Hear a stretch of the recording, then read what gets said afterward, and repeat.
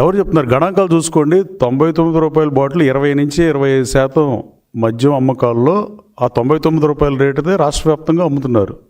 Department అడిగితే details ఇస్తారు. RTI ప్రకారమైన apply చేసుకుంటే వచ్చేస్తుంది కదా డేటా లేకుండా ఉన్న ప్రశ్న ఏది పడితే అది మాడితే అది సహేతం కాదని నేను భావిస్తున్నా.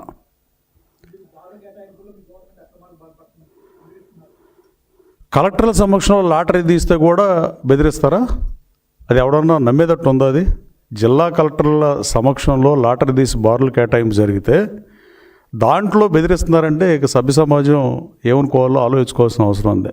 ఆయన మాట్లాడింది ఆయన ఆలోచించుకుంటూ ఇంకోసారి అది మాట్లాడడం అనుకుంటున్నా.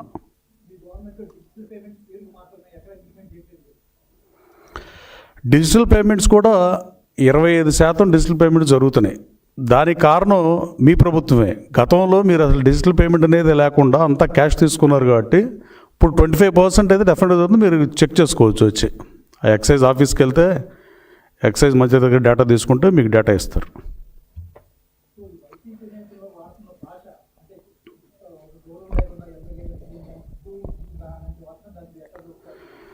అంటే ఫస్ట్ వాళ్ళు అన్నం తినే భాష మాట్లాడాల్సిన అవసరం ఉంది.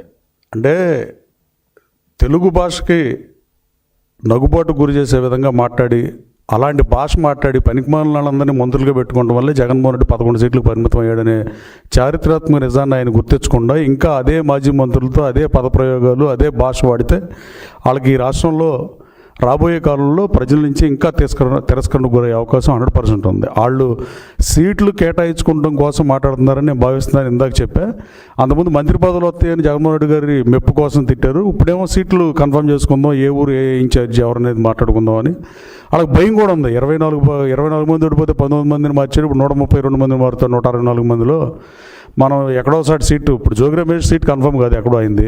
ఆయన పెనలూరు నుంచి పోటీ చేశారు. పెనలూరు నుంచి పోటీ చేసిన తర్వాత మనం మైలవరంలో పనిచేస్తున్నాడు ఆయన. అట్లాగే అమర్నాథ్ గారు కానీ ఇంకెవరో వైసీపీ నాయకులు చాలామంది. ఇక ఆయన మెప్పు కోసం వీళ్ళ తిడితే సమాజం హర్షిస్తుందో లేదో మనం చూశారు. ఇకైనా బుద్ధి తెచ్చుకుంటే బెటర్ అని నేను భావిస్తున్నా.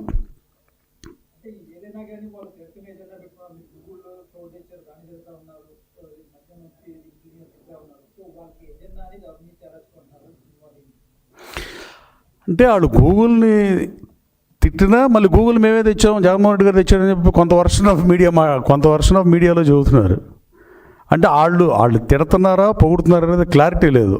ఒకళ్ళు ఇక్కడ శ్రీకాకుళంలో ఒక మాట్లాడాయని ఒకటి మాట్లాడుతున్నాడు, విజయవాడలో ఒక ఆయన మాట్లాడుతున్నాడు, రాయలసీమలో ఇంకో నాయకుడు వాళ్ళ పార్టీ నుంచి ఇంకోటి మాట్లాడుతున్నారు. ఫస్ట్ వాళ్ళు క్లారిటీ తెచ్చుకుని మాట్లాడితే వాళ్ళతో నేను గూగుల్ డేటా సెంటర్ మీద అయితే బహిరంగ చర్చకు సిద్ధమని చెప్పి మరి నాకైతే ఎవరు చర్చ చేద్దామని ఎవరు కాల్ అయితే రాలే. నాకు వస్తే నేను సిద్ధం.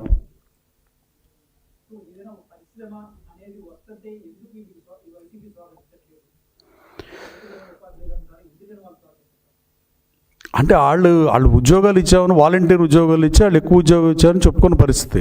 ఇప్పుడు మైక్రోసాఫ్ట్ కంపెనీ నేను మన ప్రెస్ మీట్లో చెప్పి మళ్ళీ అదే చెప్పడం వేస్ట్, కానీ 20-25 మంది మాత్రమే మైక్రోసాఫ్ట్ పెట్టినప్పుడు ఉద్యోగాలు వచ్చినాయి హైదరాబాద్లో. ఇవాళ 10,000 మంది పైన, 25,000 ఇండియాలో పనిచేస్తుంటే 10,000 పైన హైదరాబాద్ మైక్రోసాఫ్ట్ క్యాంపస్ నుంచి పనిచేస్తున్న పరిస్థితి. వాళ్ళకి అంతకుమించి తెలియదు. మనకు తెలియని వాళ్ళకి చెవిటాడు ముందు శంఖ ముందునట్టే. ఇక వాళ్ళకి మనం ఎంతసేపు చెప్పినా వాళ్ళు మాడదాం ముందు వాళ్ళు మాడితే మనం ఏం చేస్తాం? సమాజంలో టీచర్ అన్నా చెప్తాడు. ఇప్పుడు